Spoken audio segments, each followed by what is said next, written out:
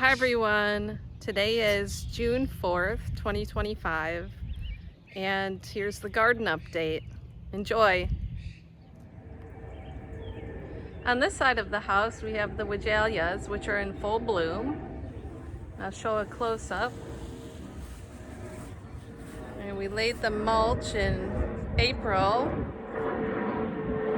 Got a good sale at Lowe's.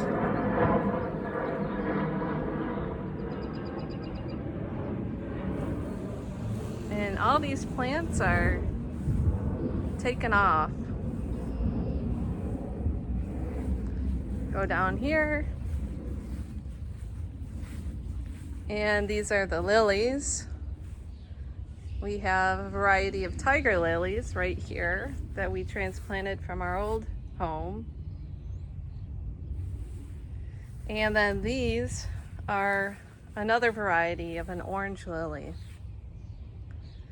But this year we didn't put the compost bin out, or the water barrel. It's a lot of cleanup towards the end of the year. And we're gonna just try a season without the water barrel, see how that works out. Still in good shape though. And all the ferns, after all the rain in May, this is what our June ferns look like. Have to do some pruning to get them out of the way of these butterfly bushes, but these butterfly bushes I did not cut back fall of last year, and they're rebounding quite well. They'll probably get a little too big, a little too tall, and I will have to cut these ones back.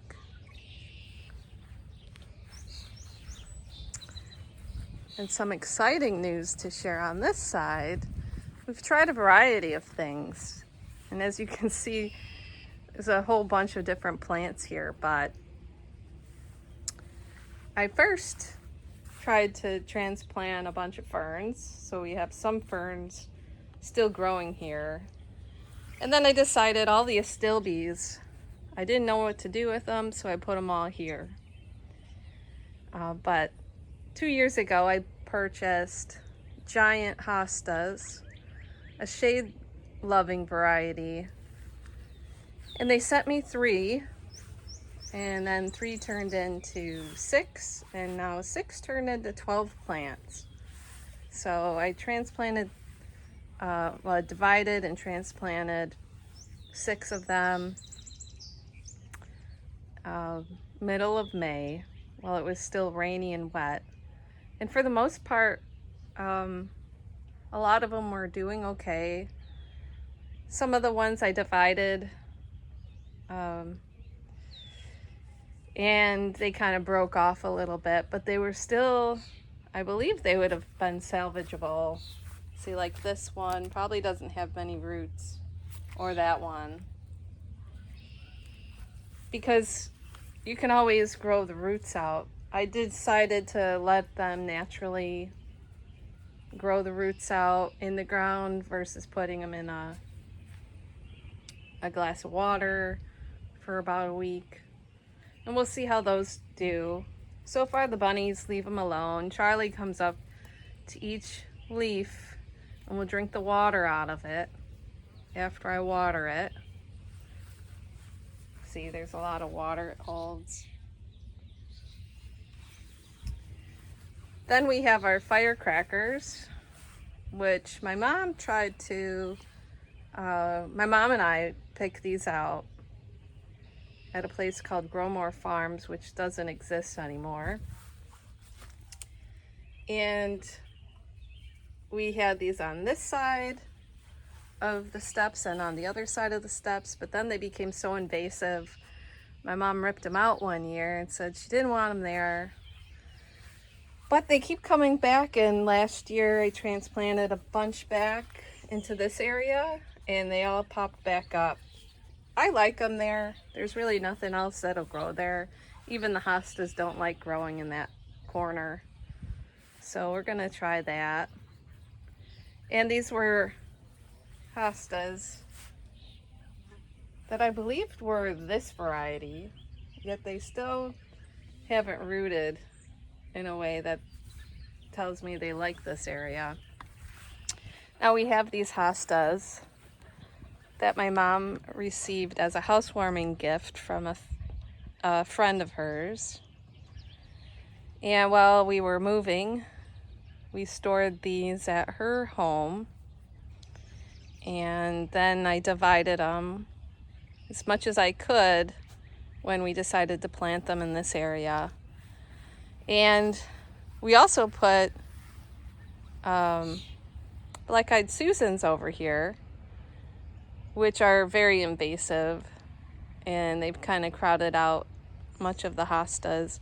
I'm gonna let them go this year and see how great they are. I mean, they give a pop of yellow that is so nice against the greenhouse, and they look pretty nice against the hostas. So we'll see. And then over here we have two of our hydrangeas. Both are pink. One is like a fuchsia and one is a light pink. And I did an experiment last fall. I did not cut these back. I said to myself, they'll probably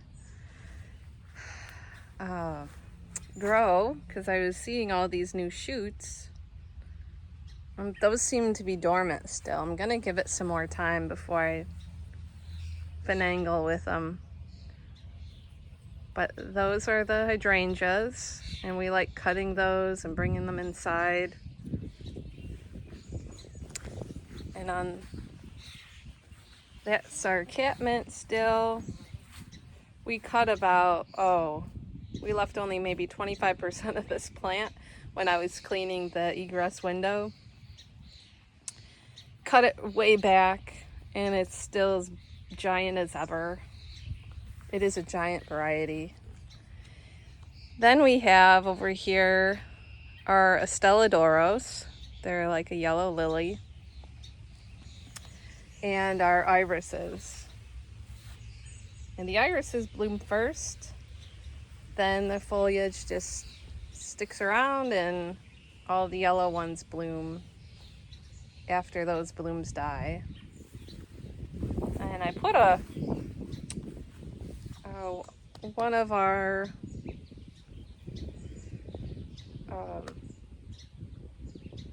bird decors over here.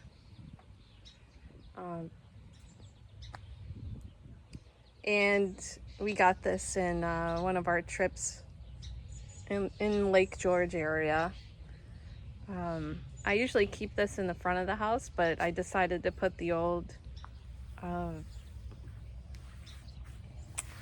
one up that we've had for many years, and it's looking nice. So this one gets a place in the backyard right now.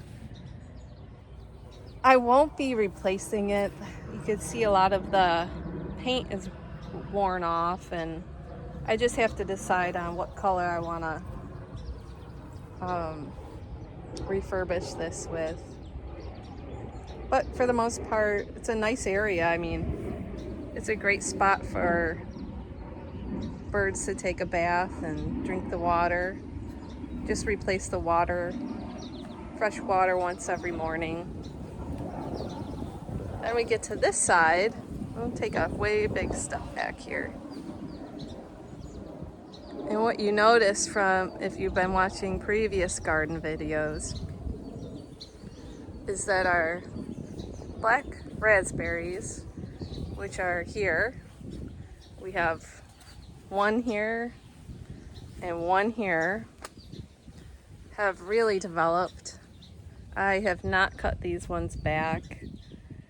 They do get cut back naturally when the deer come over here and they eat the canes.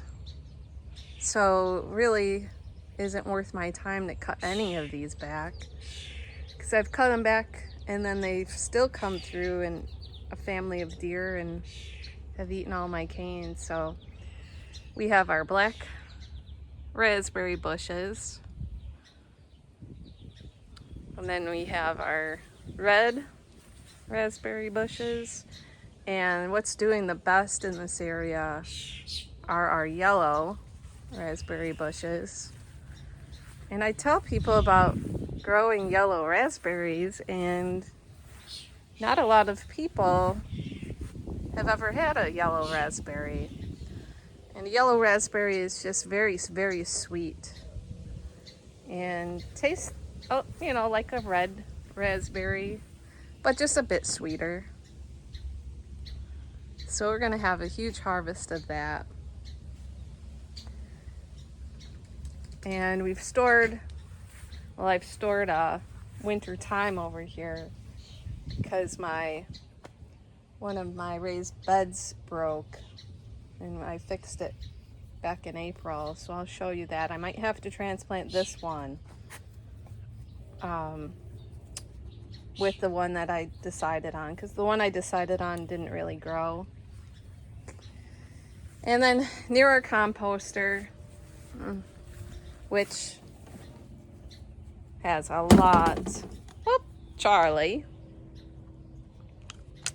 It has a lot of lettuce, because I cleaned the lettuce bin out, all of our eggs and bananas. Just have to keep this wet so that it's actually doing the job it's supposed to do. But this BioStack Miracle-Gro composter I bought when I just got out of college, and it was on sale at Home Depot, and I almost went back and got a second one. Really don't need to, unless you have a really big property, but I love it because it's just like Legos. It stacks up and you can clean it up real quick, and you can move the dirt around. So it does everything a composter should. Other composters on the market have you using your elbows and your shoulders to stir it, to rotate a bin, and those are excessively priced. This was under $70, but again, it was a good long time ago. So take you back and show you the veggie garden. So here's one of our bins, and this is the bin I was sharing that broke. What happens is you get termites that eat through a wood platform. So these might be deceiving for some people, right? Because it looks like it's filled with dirt all the way from the bottom up, and it really isn't. It really starts the dirt right about here. So there's a wooden platform in there. I had to cut wood to size, replace it, and then put all of the soil back on top of it. And for the most part, the sides of the bins have been working great. These bins I probably purchased back in 2014, all at the same time, because I knew I would need 4. And my mom really, this is my mom's and dad's property, they didn't really want more than 4. And if you follow square foot gardening, you understand that for each family member, you're supposed to have 1 square foot garden. So 4 is decent size. I don't follow the square foot gardening to a T, right? So you're gonna see my bins have 1 thing in them versus, Kelly's bin that should have herbs and tomatoes and 1 of everything. We just share our bounty. So this has always been the herb bin, and I salvaged the onions, the mint, chocolate mint, the lavender, and I believe this was a stronger winter time bush, but it isn't. You can see it only has a few shoots here growing back and there. And for sure, if I take that one out, I could put the other one back in, but I think this is a culprit. This plant is so heavy. The root systems are so big, and it holds a lot of moisture, and I believe this is the reason that my bins break, because I used to have this over there and the next one over there, and that one was the first to break. So pretty much all I had in that one was the winter mint. I have the parsley grew back. You can see parsley here, and over here. I tried growing some seeds of basil and some cilantro in there, so we'll see if those take off. But I didn't want to pay $4 a plant for those when I had the seeds. But look at the chocolate mint. Incredible. It's nice. I give Charlie one of these. I say, Charlie,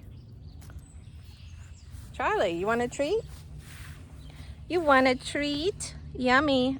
Show him I try to eat it.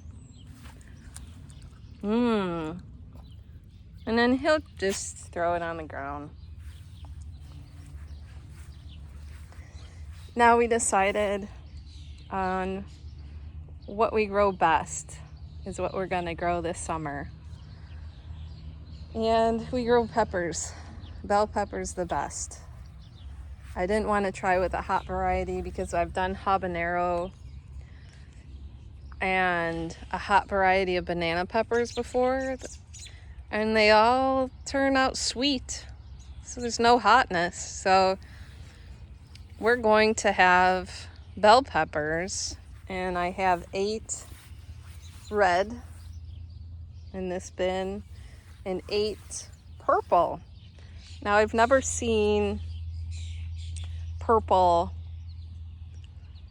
a variety of bell peppers being sold at any greenhouse locally. So we went all the way out to Penn Yan to an event on Memorial Day. And on the way back, I saw all these greenhouses, and I said, we're gonna have to stop and check out their veggie selection. And I'm glad I did, because I saved a lot of money buying peppers outside of the county. And it was an Amish run business, so it was a bit cheaper and higher quality. I think the plants I got are healthier than anything I've seen locally. And I was just at Home Depot to get some potting soil and walked by. Each pepper plant was $3.99. So, and they look just about as big as these. So we planted these June 2nd. And my rule where I live here in upstate New York is I don't put anything in the ground or any planters until June 1st, because just like this year, May is unpredictable and you can get a frost really bad. And May 31st, we went out to a Red Wings game and it was freezing. It was 50 degrees all day long. So Charlie, you see him and where he sits? This is interesting because he'll go around, and you see we don't have any trees in our backyard, and that's on purpose because we like our view of the pond here.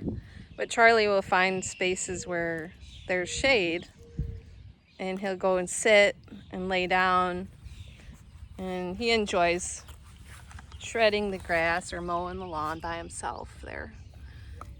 He mowed all this land by just taking it with his teeth and ripping it out. I think that's what he imagines anyway. Oh, dead puppy. Dead puppy. Okay. Here we have our strawberry bin. And last year these stopped growing for me. And again, these were purchased from QVC. Oh, look at that. Can you see it? We're getting some. And over here, we're getting them. But the birds are gonna eat these ones first. Or peck at them. So, yeah, we got these at QVC. And not all of them survived that first year. Sent like 20 in the bag and maybe 10 of them lived. And I knew that we've had them before. That next season they would grow, and they did. But last year they stopped growing, and I thought they were gonna just die. So I put more manure in here last season, and I kind of shook them around and I pruned in there. Maybe they were too many in this bin is what I was thinking, so I took some out. And this year they are bigger than ever, and I can see just by the leaves, right? Look at my hand compared to the leaves. That's huge. So that manure from last year is doing its job. I didn't put anything else in here. And then we have our other bin here of bell peppers, and I love the yellow variety. It's my favorite. I love making yellow pepper soup. So I have 16 yellow bell peppers just in this one bin alone. And so since these were planted beginning of June, I'm gonna wait a week. Then I'm gonna cut them back like I have in the past. And those of you who have followed my video understand the importance of pruning a pepper. You get more out of each plant. So I'm gonna let the roots establish for a week, then cut them back, and then keep watering them, and we'll see how well these grow. But for 32 pepper plants, and I also purchased 8 tomato plants, which I'll show you from the front of the house. I paid under $18 for all of those at a greenhouse out in Penn Yan. So yeah, we had the plastic mulch. I've had that for the last 7 years. Not much of a cost to keeping a garden running other than time into watering it, really.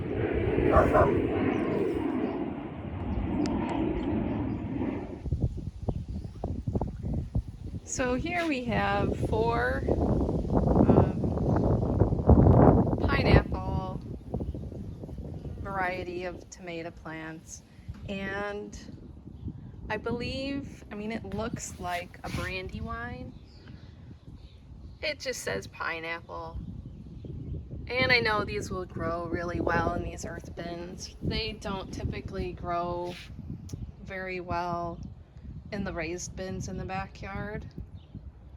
They do grow well in those earth pots, those like fabric pots. The root systems do really well there, but they do even better in these. So we've had these earth bins for well over 10 years, and the wheels on them have stayed, and we don't move them around much, but at the end of the season you can see how healthy your plants are because the roots filled the entire bottom of it. So this is a pineapple variety. And we have 2 more bins here with 4 more plants, and these are an actual brandy wine tomato. And we enjoy our tomatoes all throughout the summer. BLTs, just regular tomato mayo sandwiches, salads, pizzas. I like making tomato juices, gazpacho, and even a tomato sauce I've made for spaghetti, so pasta sauces. Typically using Roma tomatoes, not other varieties, but you can use any tomato for anything, even cherry tomatoes to make pasta sauce. So these are loving the area already. They're really green, really healthy. And what do I do to keep these up? I come out and I take off the suckers. And what is a sucker? Well, a sucker is a stem that grows in between two branches. So right now the plant's pretty young and you can't really see well-developed suckers. But I also take off foliage that hits the ground because I don't want any diseases coming into the plant. And soil, when your plant rests on soil, it can develop diseases in that way. So I'll cut back this, and then wait until I see suckers and just like snap them off. And that's about it. But with tomatoes, you can go deep, right? So this could have been planted even up to here. And this one had to be maybe up to here, this level. And I put it all the way to the bottom of the bin and put soil around it. And roots will come off the stem. See, if you look at that stem, it looks really fuzzy, right? Looks hairy. All of those will end up being roots if you cover them with dirt. So go deep with your tomatoes, plant them very deep, and prune them. Take the suckers off and take away the foliage that hits the ground. But I'm gonna wait till a week from now, since they were just planted, till the roots develop, and give it time to acclimate. Well, thank you for watching the garden update, and I look forward to giving you all a July 2025 garden update shortly. Enjoy your summers.